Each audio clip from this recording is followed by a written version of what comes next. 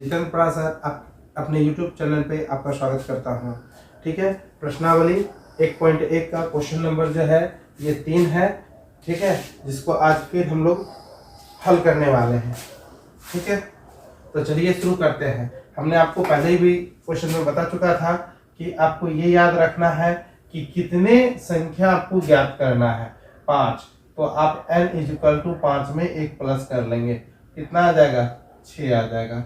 ठीक है, जैसे ही 6 आ गया तो आप क्या करेंगे, आपको लिख लेना है 3/5 और 4/5। लेकिन और भी आप ध्यान दीजिएगा कि जब भी आपको ये भिन्न वाला रहे, ये भिन्न में रहे, फ्रैक्शन में रहे, तो आपको एक बात ध्यान देना है कि इसका जो हर होता है ना, वो दोनों बराबर होना चाहिए। क्या होना चाहिए? दोनों बराबर होना चाहिए। अगर हर बराबर नहीं है तो आपको पहले हर बराबर करना होगा। जैसे आप पढ़े होंगे बच्चे क्लास में, ठीक है क्या, कि समतुल्य भिन्न। ठीक है, समतुल्य भिन्न वाले भिन्न ज्ञात करें, है ना। जैसे 4/5 दे दिया, ठीक है, 4/5 के समतुल्य भिन्न ज्ञात करें, 5, 7, इस तरह से आपको दिया हुआ रहता है। तो उसी तरह से आपको क्या करना होगा कि यहाँ पे जब भी आपका डिनोमिनेटर सेम नहीं हो, हर सेम नहीं हो, हर बराबर नहीं हो, तो सबसे पहला काम क्या करना है? आपको हर बराबर करना है। लेकिन इस क्वेश्चन में जो है आपका हर बराबर है, तो कोई बात नहीं है, कोई टेंशन नहीं है, हम इसको आसानी से कर सकते हैं। अगर आप चाहते हैं कि आपके लिए हम एक्स्ट्रा क्वेश्चन लाएं, एक्स्ट्रा चीज आपको सिखाएं, तो आप कमेंट जरूर कीजिएगा। हम उस पर एक वीडियो फिर से बना देंगे कि भिन्न अलग होता है, हर अलग होता है, तो उसको कैसे सॉल्व किया जाता है। एक प्लस में हो, एक माइनस में हो, तो उसको कैसे हल किया जाता है। दशमलव वाला हो तो उसको कैसे हल किया जाता है। ठीक है, तो आप कमेंट में जरूर बताइएगा। ठीक है, तो चलिए फिलहाल इस क्वेश्चन को हल करते हैं। तो आपको मिला है कितना? 6 मिला है। तो 5/6, इसको भी क्या कीजिए आप 6 से गुना कर दीजिए, 6 से गुना कर दीजिए, और इसको भी आप क्या कीजिए 4/5 को 6 से गुना कर दीजिए। यहाँ आ जाएगा 18 कितना आ जाएगा? 30, और ये आ जाएगा आपको क्या? 24/30। अब आप देखिए नीचे वाला बराबर हो गया। 18 से आपको कहाँ जाना है? 24 के पास जाना है। तो बिल्कुल आप 19, 20, 21, 22 और ये रहा 23। ठीक है, अब देखिए 1 2 3 4 5, 1 2 3 4 5, टोटल उतना ही संख्या आपका निकला जितना आपको कहा गया है। लेकिन इसमें थोड़ा सा जो कट रहा है उसको हम काट देंगे। ठीक है, जो नहीं कट रहा है उसको वैसे ही छोड़ देंगे। 19/30, 2/3 भी लिख सकते हैं, ऐसे भी लिख सकते हैं, कोई दिक्कत नहीं, ये भी सही है। बट जब हमको आ रहा है, हम क्वेश्चन को समझ रहे हैं, तो एक स्टेप और आगे जाने में क्या प्रॉब्लम है, कर सकते हैं, है ना। ऐसा नहीं क्या। ठीक है, तो आज हम 9th क्लास के जो है प्रश्नावली 1.1 का क्वेश्चन नंबर 4 करने वाले हैं। प्राय आप लोग क्या करते हैं, क्वेश्चन रट लेते हैं, इस टाइप के क्वेश्चन को रट लेते हैं। नहीं, बिल्कुल रटना नहीं है, आपको समझ रहे हैं। आप ध्यान से देखिएगा, पूरा आपके दिमाग में ये क्वेश्चन को हम बैठा देंगे। ठीक है, बिल्कुल ध्यान से देखिए। सबसे बड़ी बात है, इसमें कहता है कि कौन सा सत्य है। सत्य मतलब जो बातें सही है। सत्य का मतलब क्या होता है? सही। क्या होता है? सही। असत्य का मतलब क्या होता है? गलत। तो इनमें से आपको समझना है कि ये जो वाक्य दिया गया है, ये जो सेंटेंस है, तो ये कौन सही बोल रहा है, कौन सा गलत बोल रहा है। जैसे पहला वाला सही है, ठीक है, तो हम इसको सत्य बोल देंगे।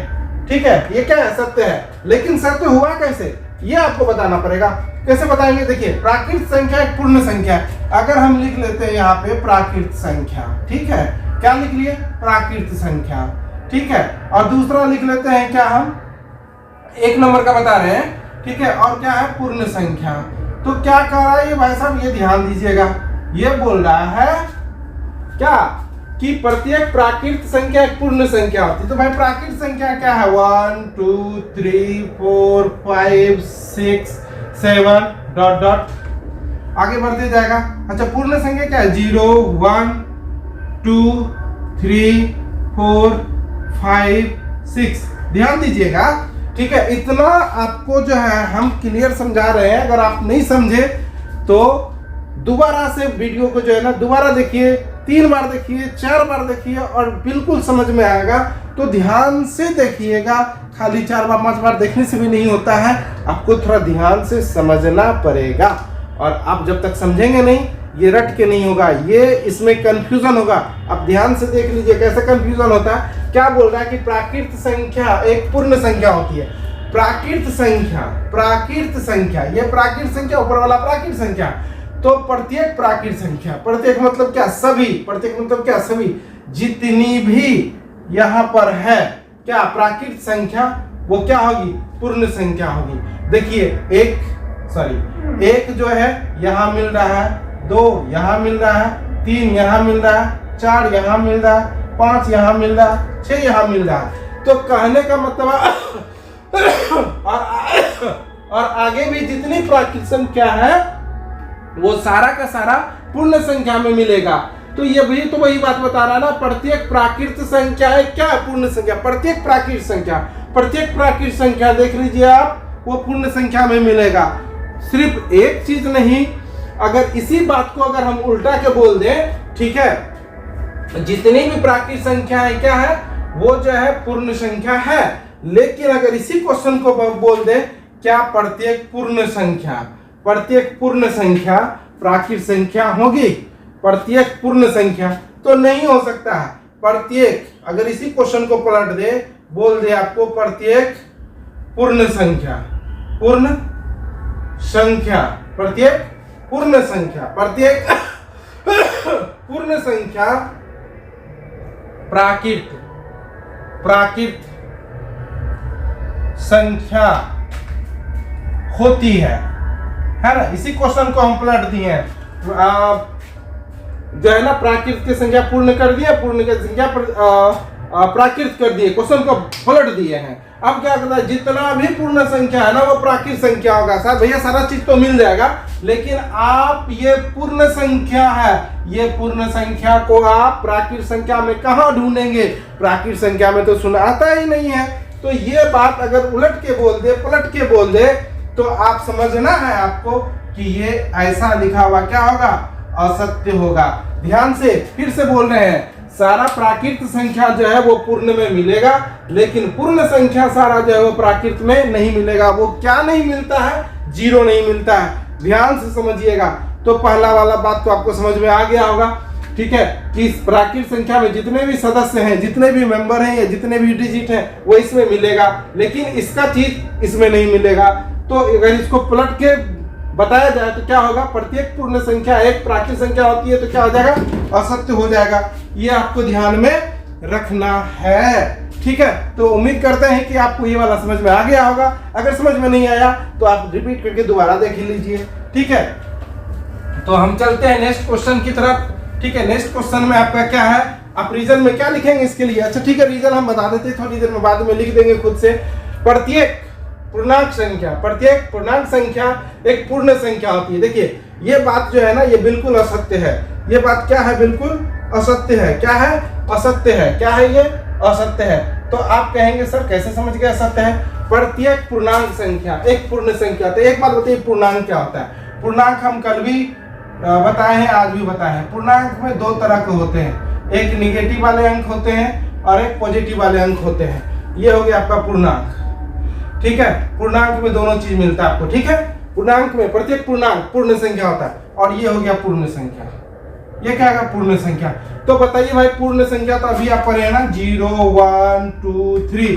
तो ठीक है, पूर्णांक में तो माइनस वाला होता है। क्या प्रत्येक पूर्णांक पूर्ण में मिलेगा, प्रत्येक पूर्णांक पूर्ण में मिलेगा, नहीं मिलेगा। इसमें माइनस वाला होता है, क्या पूर्ण में मिलेगा, नहीं मिलेगा। इसीलिए क्या हो गया, असत्य हो गया, ठीक है। समझ में आया, नहीं आया दोबारा रिपीट करके देखिएगा, ओके, ठीक है। अगर हम क्वेश्चन नंबर 3 में आ रहे हैं, क्वेश्चन नंबर 3 में बोलता है कि प्रत्येक परिमेय संख्या पूर्ण संख्या होती है। क्वेश्चन नंबर 3 में बोलता है प्रत्येक परिमेय संख्या, जैसे कि अगर हम बोल दे परिमेय संख्या P/Q के फॉर्म में होता है, लेकिन पूर्ण संख्या क्या होता है, ये देखिए पूर्ण संख्या इधर लिखा हुआ, पूर्ण संख्या क्या होता है, 0। अगर हम ले ले 3/4, क्या मिलेगा, इसमें नहीं मिलेगा। तो ये भी क्या हो जाएगा, असत्य हो जाएगा। क्या हो जाएगा, असत्य हो जाएगा। अब रीजन में क्या लिखेंगे, ठीक है,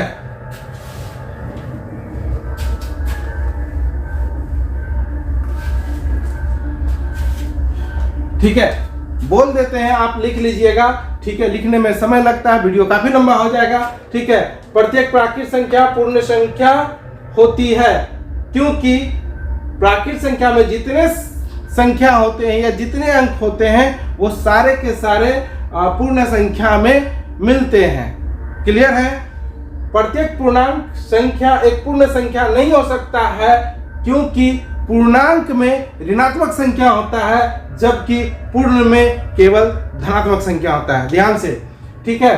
प्रत्येक परिमेय संख्या एक पूर्ण संख्या होती है, ठीक है, असत्य है, क्योंकि परिमेय संख्या को p/q के फॉर्म में लिखा जा सकता है। जैसे 3/4 लिख दे तो वो क्या होगा, वो परिमेय संख्या होगा, लेकिन क्या 3/4 पूर्णों में मिलेगा, पूर्ण संख्या में मिलेगा? नहीं मिलेगा। इसीलिए ये क्या हुआ, असत्य हुआ। Thank you. वीडियो अच्छा लगा हो तो लाइक करें, शेयर करें, कमेंट करें, अपने फ्रेंडों को शेयर करना बिल्कुल ना भूलें। Thank you.